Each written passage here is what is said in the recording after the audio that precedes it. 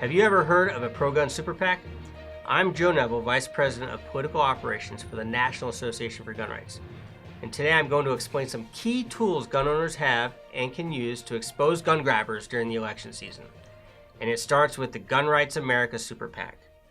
With the 2020 election in full swing, it is more important than ever for you to understand the differences between the groups talking about the candidates in the upcoming election.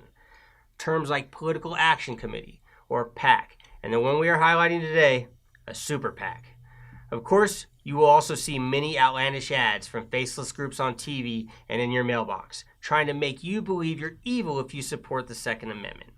And the impression isn't helped by recent headlines like Bloomberg spends $15 million on gun control candidates. Well, the truth is, this all sounds confusing because it's meant to. Our government intentionally puts restraints on our First Amendment rights, especially near election time, which hinders our ability to expose anti-gun politicians and defend your Second Amendment rights. And if they keep getting their way, it will be even harder next year. Of course, the bigwigs with the gun control lobby have found ways around it. They're armed with high-priced attorneys and consultants who know exactly how to funnel their billion-dollar donations down to the local level. We may not have billionaires to bankroll the pro-gun movement as our adversaries do, but we do have supporters like you, creating a grassroots army of more than 4.5 million pro-gun activists. And the pro-gun movement has another way you can pitch in this cycle to defend the Second Amendment. It's called Gun Rights America SuperPAC. So what is a SuperPAC? At its core, a national SuperPAC is governed by the Federal Election Commission, or FEC. A SuperPAC can accept unlimited amounts of money from individuals and corporations and use those funds to support or challenge a candidate without any affiliation to the candidate's committee. That's why earlier this year, a team of NAGR allies came together and founded Gun Rights America SuperPAC. As the nation's first and only no-compromise pro-gun SuperPAC, Gun Rights America can keep up with the antics of Bloomberg and his anti-gun friends. GRA can raise money from pro-gun supporters across the nation, pool all funding sources big and small, and fight to defeat the gun grabbers, plain and simple. Now, it's important to understand that a SuperPAC donation of $200 or more is publicly reportable, so we know who's dumping money into all the anti-gun antics. This is what the Democrats are currently trying to ban because it's such an effective tool for gun owners to mobilize against anti-gun billionaires. How does this SuperPAC differ from the NAGR PAC, which you may already be aware of? For starters, Gun Rights America is a standalone organization, both legally and fundamentally, while NAGR PAC is a traditional political action committee. One benefit of donating to a PAC is that your contribution can be directly allocated to the most pro-gun candidate's campaign, while a SuperPAC cannot do that. The downside is that government-imposed restrictions limit contributions amounts to a traditional PAC, and similar to the regulations on a SuperPAC, contributions of $200 or more are reported to the FEC. Thanks to these and other government regulations, NAGR PAC really has one arm tied behind its back, as communications are restricted to recent donors of NAGR and not open to all pro-gun supporters. That makes things difficult, but truthfully, it's all the more reason for you to be a member of NAGR, so you can be in on the NAGR PAC's vital communications. It's also why Gun Rights America was founded, to reach even more pro-gun voters who may have never heard about NAGR or who don't have the ability to be a regular donor. So that's the difference between a SuperPAC like Gun Rights America and NAGR PAC. But there's another question I often hear that's very near and dear to my heart. What if I don't want my donation to be reported? Look, privacy is very important to gun owners. We get that. After all, the left has made it their mission to identify us, shame us, publish our names and addresses for all to see and retaliate against us. There are a few things you can do if you're worried about your privacy. First, you can donate to a pro-gun SuperPAC like Gun Rights America.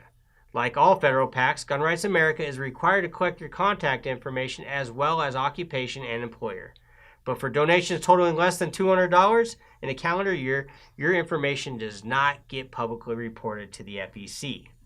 Or you can donate to the National Association for Gun Rights. NAGR is not a PAC.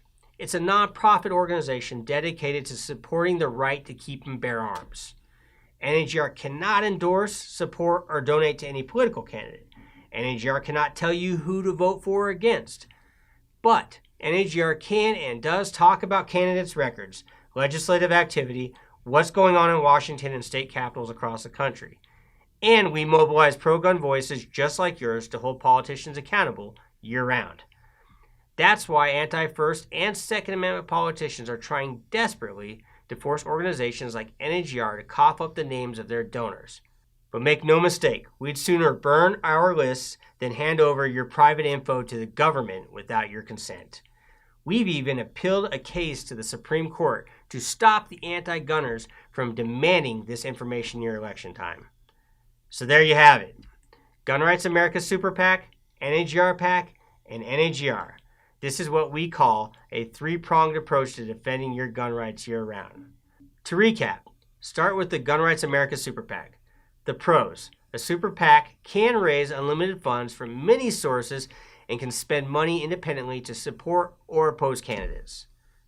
The cons: a super PAC has to ask donors to disclose their information for reports to the FEC for donations totaling over $200 in a calendar year. Next, the National Association for Gun Rights PAC. The pros: a traditional PAC can give money directly to candidates and can spend money independently to support or oppose candidates. Additionally, NAGR PAC is a sister organization of NAGR. The cons: PAC communications are restricted to recent NAGR donors only, and we have to ask donors to disclose their information just as a super PAC does. Finally, the National Association for Gun Rights nonprofit organization. The pros: NAGR completely protects gun owner and donor privacy at all times. NAGR can lobby elected officials and discuss the politicians' records. NAGR has the ability to connect gun owners with their elected officials year-round.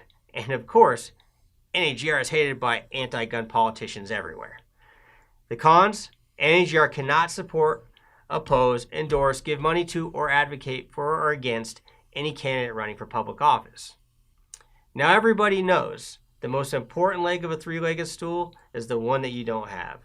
But in our case, there is a fourth leg for good measure.